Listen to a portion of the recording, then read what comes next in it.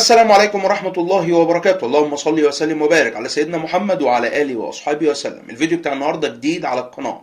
النهاردة هنتكلم بقى عن مراحل تصنيع العربيات. هنعمل أكتر من حاجة، ولكن الناس كانت طلبت مني عايزين يشوفوا مراحل تصنيع سيارة هيونداي توسان الشكل الجديد اللي مشهورة بقى بالمنحنيات والحاجات الكتير اللي دايما أول ما نزلت يقول لك مفيش صنايعي في الحرفيين هيعرف يصلحها أو هيعرف يعمل لها سمكرة.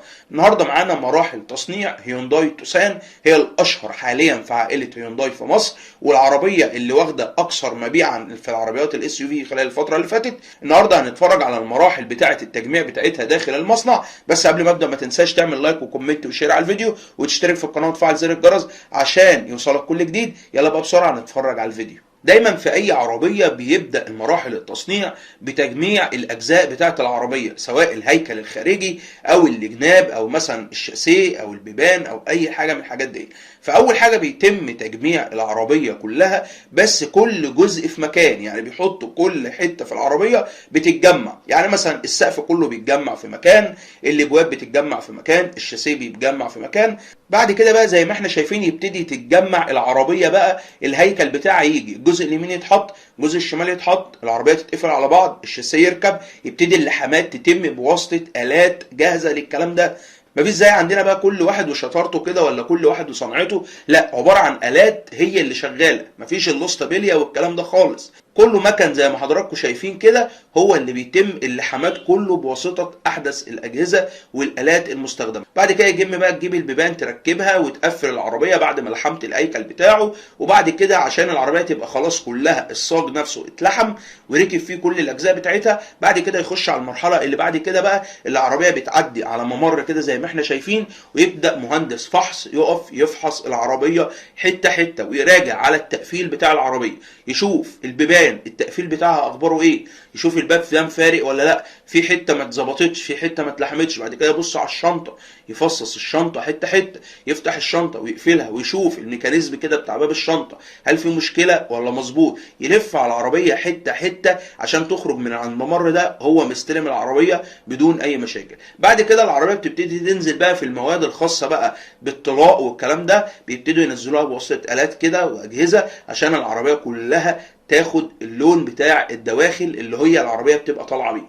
فدي بتبتدي العربيه تخش على ممر زي ما احنا شايفين. يبتدي الممر ده عباره عن آلة كده ماسكه العربيه، العربيه بتلف وتتشقلب بدرجه 360 درجه وتنزل في السائل ده اللي عباره عن مواد الطلاء عشان تاخد العربيه. دايما لما بتيجي تستلم عربيه تقعد تبص على الدواخل، يقول لك عايزك تستلم الدواخل بتاعت العربيه كده وتبص عليها حته حته وتشوف هل العربيه دي فيها مشكله. يعني العربيه دي عملت حادثه قبل كده وتشغل عليها شغل سمكره ولحامات واتقفلت وترشت، هيبان، لان بيتبان جدا جدا جدا دواخل العربيه الفابريكا الاصليه اللي جايه من بلدها جاهزه عن العربيه اللي بيتم فيها شغل وتقفيل وفينش هنا في مصر. ثم بعد بقى المادة والسائل اللي العربية نزلت فيه عشان العربية كاملة بالخارج والداخل تخش في المادة دي، تخش بقى العربية على الممر بتاع رش العربية.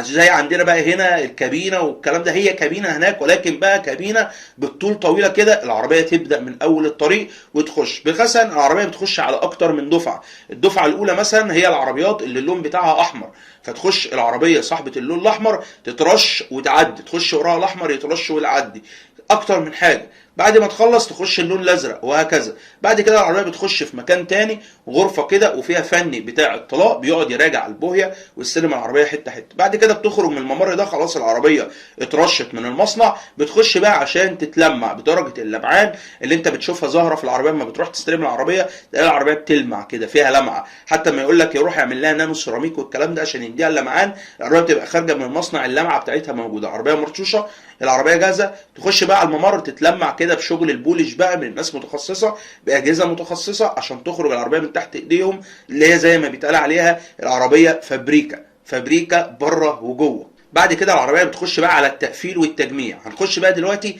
على تقفيل الموتور. الموتور بيبقى جاي ويبتدي الموتور يتجمع في قلب المصنع، كله جاي متصنع من بره، يخش على المصنع ده يتم تجميع الموتور والوحده كلها الميكانيكيه والفتيس والكلام ده كله جوه المصنع. بيتم بقى التقفيل يعني تحط وش السلندر مع المجموعه مع كذا مع كذا، يخش على واحد مسؤول يبتدي يجمع المسامير بتاعه الموتور مسمار مسمار. طبعا كله يتم بمراجعه كامله بواسطه الاجهزه الحديثه، الا عشان تتاكد ان فعلا العربيه خارجه كل مسمار راكب في مكانه. الموتور يتجمع مسمار مسمار ويبقى جاهز، بعد كده يخرج من المكان ده هيروح لمكان تاني عشان يتشال ويتحط في قلب العربيه. بعد كده بقى احنا خرجنا من مرحله خلاص كل حاجه اتجمعت، العربيه بقى بتخش عشان يتركب فيها بقى ايه؟ الفرش، الكراسي، العجل، الجنوط، مش عارف ايه الحاجات بقى النهائيه. بعد كده تحط فيها الكشافات الاماميه والخلفيه والشبوره. بعد كده بقى تتقفل العربيه خالص بقى نهائي بكل الاجزاء بتاعتها،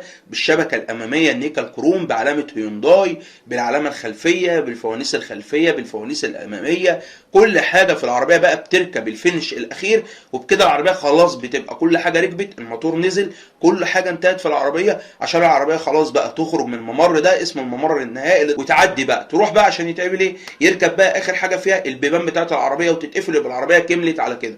الباب زي ما احنا شايفين كده بينزل على ميكانيزم وعلى مكنه عشان يخش في العربيه ويركبه مهندس مختص بالبيبان. طبعا مش زي عم محمد بتاع البيبان اللي غلبان اللي احنا عارفينه اللي بيقعد يرزع ويقفل في البيبان، لا ده مكنه واخده الميكانيزم بالباب كده حطاه في قلب العربيه، والراجل بيقف يقفل العربيه تقفيل فابريكا كده، وبعد كده يخرج من على الممر يخش بقى على ممر تاني نهائي اللي هو واقف بيستلم بقى، يفتح الباب ويقفله، يشوف الكالون بتاع العربيه لو في مشكله، يعلم العربيه دي فيها حاجه، يبص على الشنطه وكالون الشنطه ويفتحها ويقفلها اكتر من مره عشان يتاكد العربيه ما فيهاش مشاكل. مهندس فحص يفتح كده ويبص من جوه، يشوف الدواخل، يشوف التقفيل، يشوف تقفيل الفرش عامل ازاي، يشوف الكراسي اتحطت ولا لا. بعد ما كل ده بينتهي العربيه بقى بتخرج من الممر، هي كده يعتبر انتهت خلاص العربيه، عشان تخش بقى المرحله الجايه اللي هي مرحله التخزين بقى خلاص في المخازن، لحد ما العربيه يجي لها امر الشحن بتاع للبلد اللي رايحاها وتسافر العربيه وتجي لنا بقى هنا مصر عشان نبتدي بقى نكوع الاوفر برايس وندفع دم قلبنا في عربيه اتصنعت واتقفلت بمنتهى السهوله في المصانع مفيش منها اي مشكله. ده كان فيديو سريع كده للناس اللي طلبت مني عايزين يتفرجوا على مراحل تقفيل العربيه وتصنيعها بيكون اخباره ايه. يا رب يكون عجب. لو عايزين فيديوهات تانية زي كده كتير اكتبوا لي في الكومنتات وان شاء الله اجيبها لكم في اقرب وقت. جمعنا الله واياكم في جنه عرضها كعرض السماوات والارض، والسلام عليكم ورحمه الله وبركاته.